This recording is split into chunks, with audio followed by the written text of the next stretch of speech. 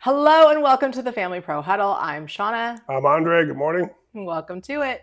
All right, you guys, we're going to get straight into it. Yes. So we want to chat today about marriage. We're going to be chatting about how to effectively fight. Oh, okay.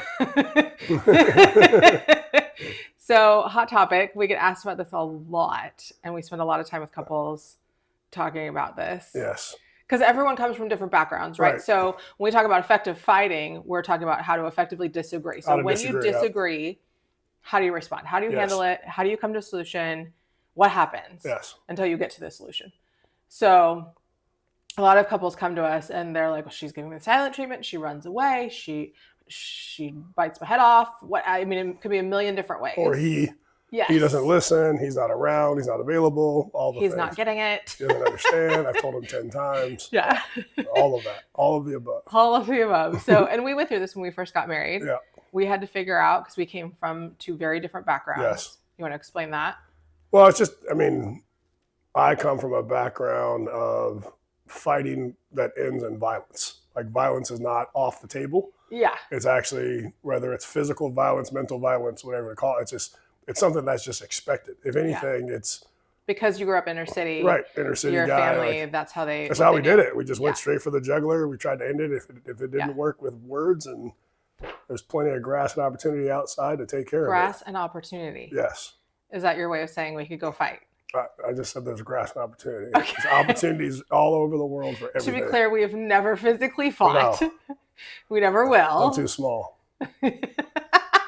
What? You're too small. Yes. I don't want to get hurt. I'm much smaller than you. I'm the run of the family. I don't want to get out there and get hurt. I know. Yeah. Don't remind me. I go to your house and I feel like the smallest person in the world, which is strange. Okay. So we've never been physical, obviously, but that's in your past, right? In your family, how everyone was raised, how the family operated. And even still, like, I'll never forget going back to meet your family the first time, and things got escalated real darn quick. Oh, yeah, I didn't even know what happened. All of a sudden, we go to 100 right now. Yeah. So we kind of, and you guys say things like, it's not like throw the physical out the window, which obviously is inappropriate and not allowed. But the way you guys talk to each other when you get mad, you immediately say the thing that you know will hurt that person the most right away. That's good technique for that style. But basically, you're going to. That's what you guys would call effective fighting. Yeah, we would call effective fighting. It was actually really poor guidance. But reality is most people build up to the thing that they're like, oh my gosh, I can't believe you said that. Well, we start there. We go there right now and be like, okay, what's the worst thing I can come up with to end this argument? Yeah. It's more of like, and as crazy as it sounds, it's to try to get to peace faster. Get to the end faster. Because I've watched you guys do this, and you guys would say the worst thing ever to each other, like you and your brother, or you and a sister, and then all of a sudden, it was like, yeah, we're good. Okay, we're good, and like nothing had happened. No.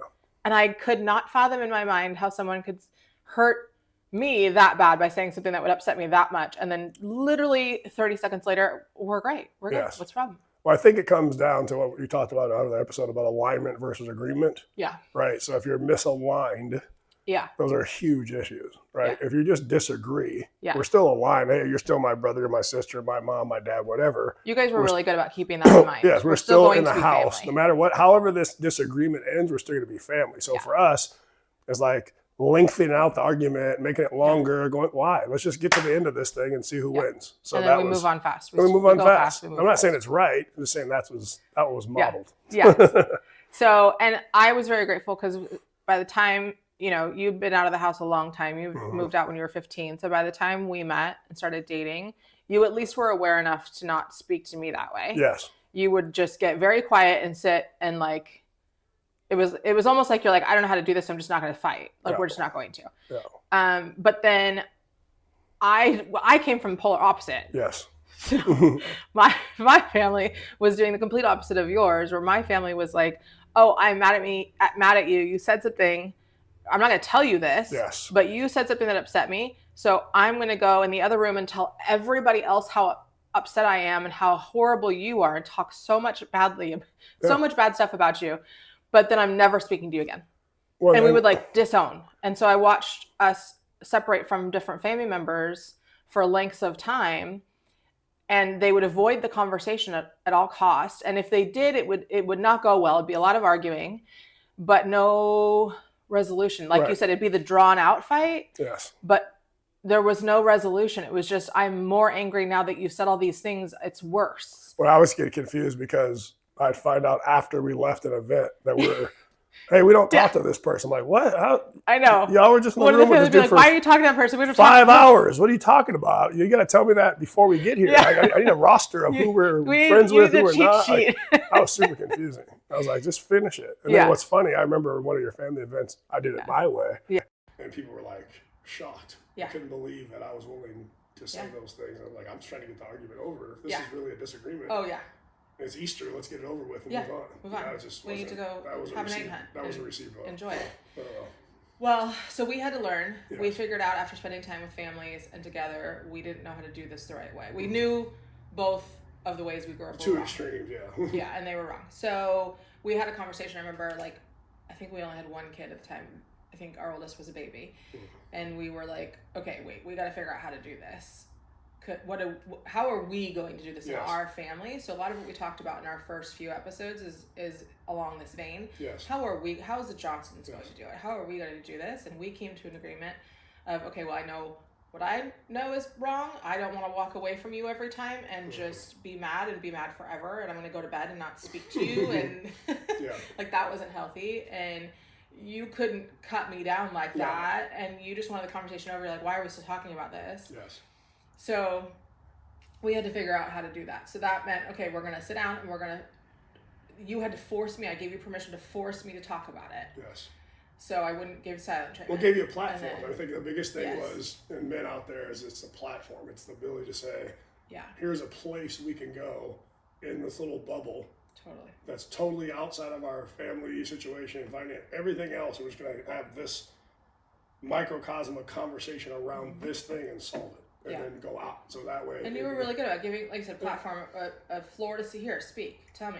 Tell me everything. And so then I could respond with my mind of data and try to get silent. Not necessarily silent as much as what are we trying to solve? How do we get to the other side of this? What are we really disagreeing about? Because a lot of times it's a veiled complaint. You don't really know what the core issue is. Yeah. And then you have to get in those conversations. They always reveal the core issue. That's the best part about those conversations. Totally. You get to you think it's about time. Yeah. We never hear. It's well, that's not really about time. It's actually the time you're spending with me. You're not connected to me. I'm here, but I'm not connected. Right. So for the guy or girl, I'm here, but you're totally not present. There's a big difference. So that's look beneath the complaint. Yeah, look beneath the complaint. What are you really complaining about? Time, or you complain about that I'm here on my iPad the whole time? Meanwhile, I am home, and then when you ask me a question, it's what do you want to talk about? It's I just want to spend time with you. We are spending time together, right? I've seen those movies a few times. We see those conversations a lot. Not in our house, but a lot of places. Yeah. So, and a lot of people, I think a lot of the women tend to want to talk about their feelings and talk about the problem at length, at nauseum, what feels like at nauseum to guys. Mm-hmm. And the guys want to just be like, tell me the actual problem and tell me the solution. Let me solve it. And like you said, data. And we're like, no, feelings. Yes. So both of us have had to learn how to consider the other one in that regard. And both sides, because I like that you go to data. That actually helps me think a little bit more logically instead of in my emotions. And I think you appreciate I can bring in some emotion to it. And the thing is when it's in that platform or that little bubble, I don't even care how high the emotions rise. I know after this is over, it's over. So I don't this little execution of this right now. Yeah. Let's just get it all out on the table. Yeah. So we did. And I had to learn the forgiveness side of that, so it would be over after that. But I think the thing is that it was cool because it got to get off your chest earlier. Right. I was able to still bring out the worst of the conversation to get to the real complaint, but without being cutting, without being demeaning, without attacking, because I'm responsible for your heart. So if I don't take responsibility for your heart first and say, okay, I'm going to protect your heart, I'm a keeper of this. Yeah, totally. And God's in the middle of this, so if it's me, you, and God, and my job is to worship and love Him and protect you, then that just sets the framework for all these hard arguments, which most of the time, and we weren't big fighters, so it was very rare. So when we had to do it, it was But I think easy. too, we got to a point where it became easy because we talked our way through it. And so if something in an argument didn't go well or disagreement, I wouldn't even call them arguments most of the time. We've had our share, but we would say, hey, this was hard for me, and like almost recap the next day or something. But I think what I learned in grad school, I applied it as a business concept, but if you're a high-level executive on a team and you're arguing with another high-level executive on a team, it's probably one of two reasons. They have a different goal than you, or they have different information than you. So once you get to we both have the same information, even if I don't have the same goal, I understand your goal, because now the reasons behind this decisions now make sense, because you were chasing that. Okay, now that makes sense. So if you can get those from a corporate perspective, if a marketing person, the marketing manager is trying to get more likes on social media, and the operations manager is trying to cut costs, they're like, that can conflict because different goals. Exactly. Why spend $1 million in a campaign? I thought we were cutting costs. What's going on here? So at home, if I'm trying to, I don't know, what's an example of that? If I'm trying to make sure that my daughter's feelings are protected or something, I don't know. Well, I think the money's a good one. Look at different things. I think finance is a huge one, because finance is a lot of arguments, and it comes down to we're trying to save money to buy X asset. Right, whatever it is, house, car, boat, RV, whatever. And then someone in the family spends more. You've been sacrificing, right? I'll give you a perfect example. But you actually dealt with this with a couple. They're both saving money to buy a house. They both go shopping for a party. The guy's like, I can't afford this, or this. So he comes home with something for $100. The mom comes home with $40 worth of stuff with this great deal she got. And the guy's like, wait a minute, I thought we were trying to save money. I did save money. That was $1,000. I only spent $400. You're like, what are we talking about? So those little conversations, that's why the expectations. It turns into an argument. It can turn into an argument. Goals. We had different goals. My goal is to spend $100 in this whole meeting. Did you tell me that? If I'd have known that. Right? Totally. A lot of it's just effective communication, I think. A lot of the arguments we talk with other couples about is just ineffective communication. You have expectations, you have thoughts, you have all these things in your head that you didn't say out loud to their spouse, and then they can't read your mind. As good as we get, as close as we get, we can't read each other's minds. So if you don't say it, they don't know. No idea. And then you're angry about something that was never communicated. And that's a lot of, I think with the wives, I always tell wives, look, like, stop with the expectations. If you've got an expectation, you better put that out there. And it better be reasonable. And the thing is, I think that's funny, because I think finance is number one. I think number two is unsaid expectations. The expectations aren't being met, they were never set. How can I have a goal or a set? Like, we come from sports, right? It's like, what are we trying to do in this play, this season, this drill? There has to be intentionality into it. And if you don't know why, nobody knows why. They're going to keep moving, and then people get busy.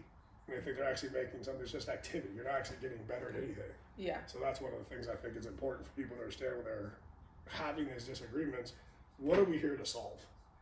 What needs solved? What are we trying to fix right now? We're arguing to fix something. And your minds go, the guys' minds go there right away. The women's minds are like, I have all these feelings in my head, thoughts running through my head. And honestly, I swear the devil like spins us up.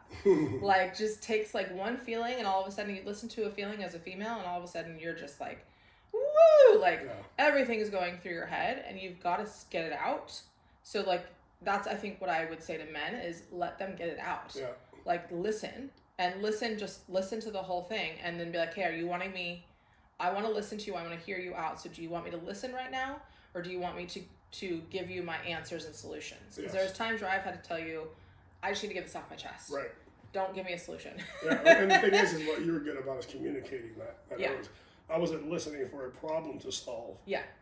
I just want you to know where I'm at. Like, this is the information you need, so we're on the same page. Those are different conversations. Because then normally, once I got it all out, then I could be like, okay, help me figure out what the solution is now that I've gotten it out. And now that I have the same information, and getting that information, like, oh, okay, there's a lot more layers to this than what we thought. So that makes a big difference. So, and then I think the one thing that I see too a lot with wives is all the bickering and the like nagging. And I know it's like it's the thing that's thrown away, the nagging wife. It's thrown around all the time, but it's so detrimental to the family and to the marriage, because if you are just constantly biting, like you are tearing that man down. And like where you like, as much as you hold my heart and protect my heart emotionally, I protect your confidence, I would say, where if I'm not your cheerleader, if I'm not like, no, you can do this, like if I'm not encouraging you along in life and instead just nitpicking, why'd you do that? Why would you do that? This is horrible. You said, like, just attacking the little things, even if it's little things, even if it's jokes too. Yeah. I see that in a lot of people hide. There's a lot of people that hide in jest. Yes. They try to hide behind constantly the joke, playing the little, the comp. But then the thing is if you're gonna make jokes about it, you're just, to me, from my upbringing, you're just too scared to actually say what you gotta say. Yeah. So that almost makes me more angry. Yeah, I'm like, wait, if you really had to say something, say it. Why are you trying to hide it in a joke? Yeah. So that gets frustrating. I think that part of the guy's responsibility is doing a really self-assessment of what keeps happening. Is this a task I'm not completing? Is this a goal I haven't communicated? Is something like, okay, well, you always do this, you never do this, or is it a series of things of every time you turn around, you're letting your wife down with something? Like, figure that part out for taking responsibility of what is what is the reason why I keep hearing all these complaints? Why am I constantly never feeling like and I think just telling a wife, hey, when you're constantly cutting me down, it actually does affect me, because I think we think our men are like so strong and can just handle it all, and it's almost like this thought that I have to tear you down in order to get you to listen to me. Right. Like I have to say it 20 times, or it's you're not considering it to be real. Yeah. And I don't know why that is. I think I don't know why that is, but a lot of women have that in their head, and so it's that nitpicking is what they think. Like I said, maybe they think they're funny, maybe they think it's in jest, maybe they think it's no big deal, maybe they just are super annoyed all of the time. And if that's the case, like we've had to sit down with a number of women and be like, okay, you need to figure out why you're actually annoyed. Yes. What is actually bothering you? And let's discuss it openly. Stop like just throwing attacks, because I've watched men enter into relationships and that woman is nitpicky and that man just he just folds and loses himself. Well, I think because there's a hard balance of where can I be the leader and where can I be the partner? Right. As the man, you're like, I'm trying to partner with you, but I'm also trying to lead you. Yeah. So if you keep questioning my leadership and you're not acting like a partner, what am I here for? Like, what am I doing here? Like, you lose your place. I'm like, I don't even know how to lead you, because everything I do, you don't want to do. And then when I try to partner with you, you just make fun of me. Or find a way to complain about something. And then, like you say, go back to responsibility of have the conversation. What am I not doing? What expectation do you have that I'm not meeting? Yeah. Because I thought I did this, this, and this. Yeah. And this solved everything we're trying to talk. I thought I met your And honestly, I think the men need to do that. Like, we've told a number of men, hey, you need to sit your wife down and be like, hey, air it out. Like, let's talk about it. And then you need to tell them, we're not talking about this again. Yeah. You're not going to keep cutting me down. Yeah. Like, we're going to ststop this. We're going to have a conversation one more time. Like, listen, this is how you do. You want to remind me to do this task, especially the task things. Because that's where I think a lot of the busy families get in trouble, because I don't know expectations of every house, but some people have unrealistic expectation of how the house is going to be cleaned or this or that. It's like, how's it going to run? It's like, okay, well, we have 3 kids' schedules, your schedule, my schedule, all the sports, all the activities, the high-level academics we're pursuing, both pursuing careers. What's the expectation of how this house is going to be? What's messy versus dirty? Right? What's an acceptable level of chaos? But that's a good example of things that just need communicated. Like, what are the expectations? Where are we as a couple and as a family? Where is our expectation? What are we going to expect of one another and of the kids? And I mean, and there's a lot of arguments over discipline, right? Over the kids. We'll talk about that another time. Okay, we'll go there another day. On discipline, for sure.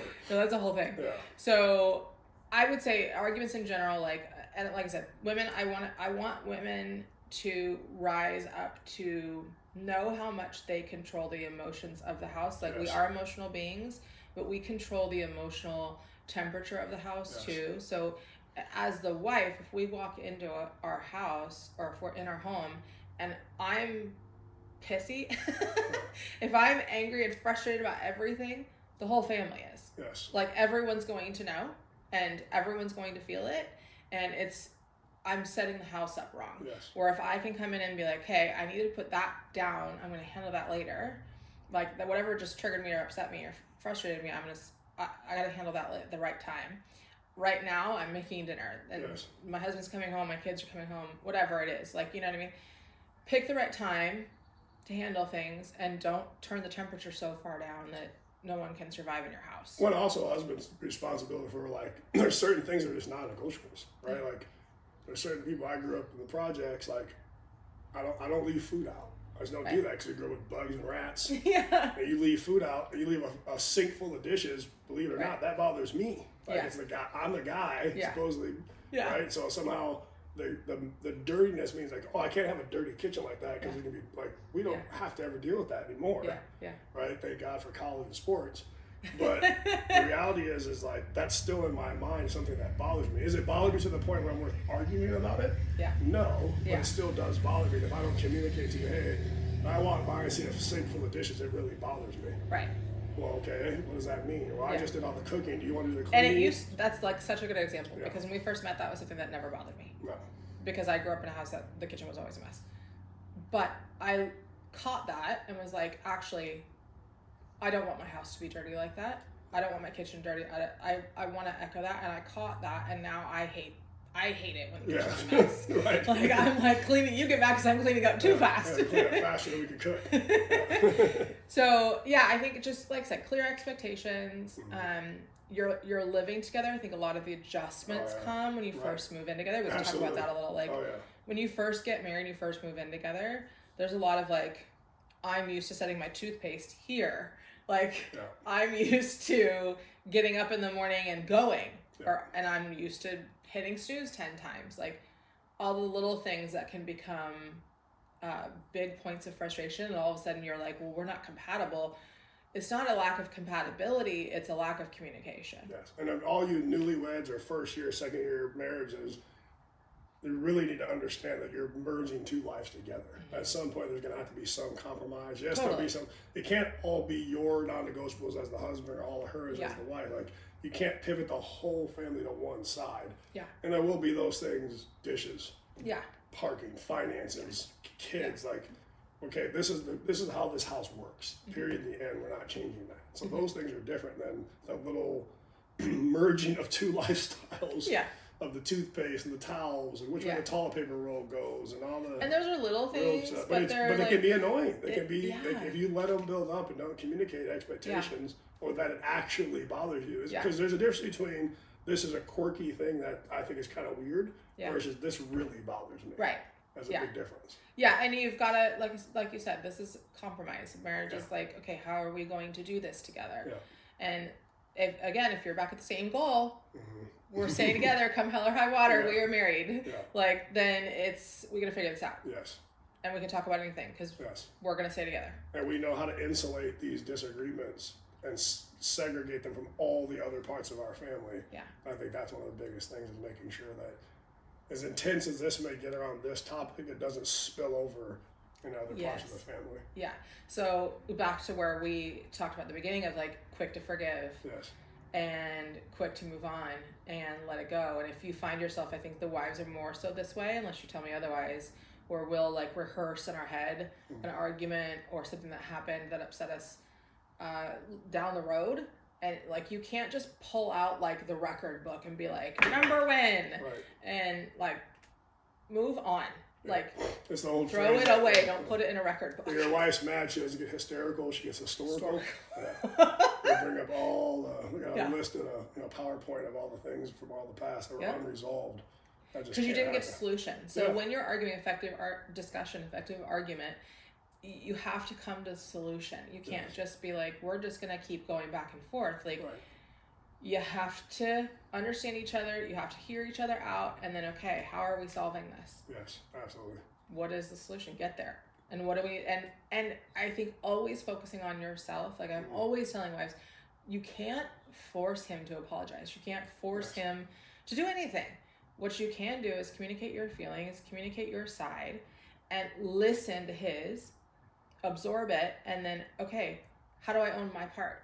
What was my part in this? And if I did something that upset you in this argument, I need to apologize for it. If I've realized I've done something wrong, I need to own that. Well, I think that's when I say the same to the husbands is take your part. What's your responsibility for the nagging? What's your responsibility for why does she not feel? Because a lot of times I don't feel safe. They won't say that though. Yeah. I don't feel like you're for me. Yeah. And I don't feel like you honor me. At the end of the day, there's like 3 big buckets. Am I feeling safe? Am I feeling that I can be honored? Right? If I don't have the safety and honor part, it's kind of, that's very, very difficult. Yeah. It's instant argument. Yeah. Okay, so come to a solution. Make sure you're asking for forgiveness. Make sure you're releasing forgiveness. Right. And then we're moving on. We're not pulling out the record book. Right. It gets thrown away. Yes. Okay. Anything else? I say that's good for start. You can always ask questions in the chat and all that stuff. Yeah. So if you've got questions, like let us know. Send them our way. We're happy to come back to any topic. Why don't we do the drill for the week? Yes. You had an idea on that. What would you want to do? I think the drill this week is for the couple to sit down and have a conversation about how do we want to move forward. What are the big rocks that we need to resolve right now? Big things that have been lingering in the past that have come up that we just never fixed. Like get those on the table, set a platform for expectation and communication, and just and do it without the kids around. Very important. Yes. If you have kids, do it without the kids around. Yeah. And set a limit on it, like an hour or 2 hours, however deep the issue is. This shouldn't be like days and days of. It's not a jury trial. It's not a jury trial. It's a conversation. So. Don't have a trial in your home. No. Yeah. I think that's one thing maybe we missed is remember you're on the same team. Yes. Like we're trying to go the same direction together. So that's right. This is not a trial. No. You want to pray us out? All right, good. Yes. So follow us on social media. Send us your questions. We are at the Family Pros on social media. Come see us there, and we'd love to entertain any conversation or question you got. Yes, absolutely. But you want me to pray today? Yes, please. All right. Father God, thank you so much for marriage. Thank you, God, for husbands, for wives, that you created marriage to be such a wonderful thing, that you are literally at the middle of marriages comes from you. And so I know that you're blessing marriages. God, I ask that every couple that's listening or single part of the couple that's listening, that you would bless that marriage, that you would give them wisdom to how to make things better in their home, how to make things better in their marriage. And I pray that everything we've discussed today was helpful and impacts people and is guiding people closer together and closer to you in Jesus' name. Amen. Thank you.